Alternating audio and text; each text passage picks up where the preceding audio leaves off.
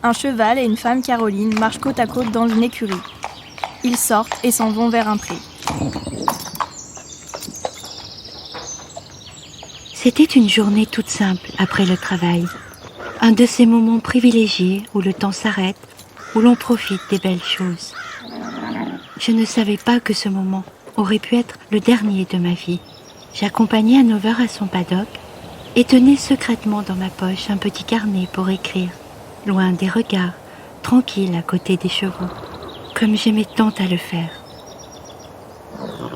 Moins d'une minute plus tard, une ruade allait me broyer la moitié du visage.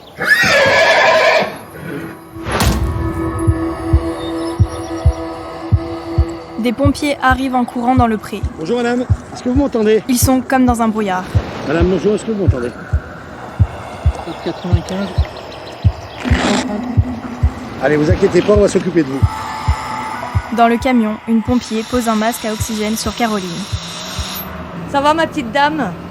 La pompier parle à Caroline couchée sur le brancard. Vous voulez que je parle à votre fille? Et pourquoi? Mais si, vous allez la voir.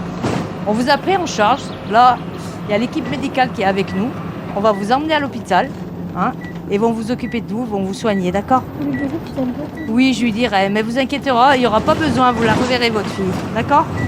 Un bloc opératoire. Je ne comprenais rien, ne ressentais aucune douleur, juste la sensation terrifiante de partir, sans avoir la force d'avoir peur. Une mort volée, une mort trahison. Le chirurgien m'annonça les dégâts considérables et mon œil perdu. Cela importait si peu, en comparaison de la seule question que je lui posais. Est-ce que je vais vivre? Il m'avait répondu simplement, on va se battre. Ces derniers mots s'ancraient dans ma tête, s'imprégnaient de toute leur force. Alors, je partis avec eux au bloc, en guerrière, pour dire encore à ceux que j'aime que je les aime. C'était une obsession d'une incroyable puissance, un désir violent qui occultait tout le reste, vivre. Lit d'hôpital. Photo de Caroline opérée. Paysage au bord de l'eau. Début de printemps. Caroline regarde la nature, sourit. Puis elle marche heureuse avec sa mère et sa fille sur un chemin. Le matin, je me suis réveillée. Un matin pas comme les autres. Mon matin. Maman et ma petite Emma venaient de rentrer dans ma chambre et leur silence m'avait réveillée. Quel réveil majestueux!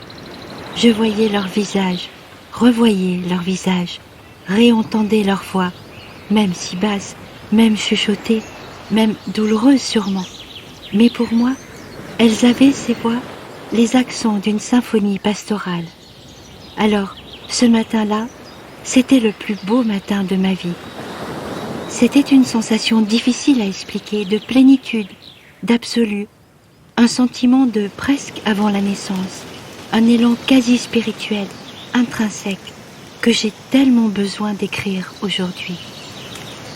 Le papa d'Emma venait de nous rejoindre en précipitation. Il avait pleuré en cachette lui aussi. Et moi, à cette petite famille réunie, je souriais de toute mon âme. C'était une vie entière engagée dans ce sourire que nous partagions. Mais le partagions-nous vraiment, ce sourire? Les êtres les plus chers au monde qui se tenaient devant moi souffraient de me voir défigurée, atrophiée d'un œil.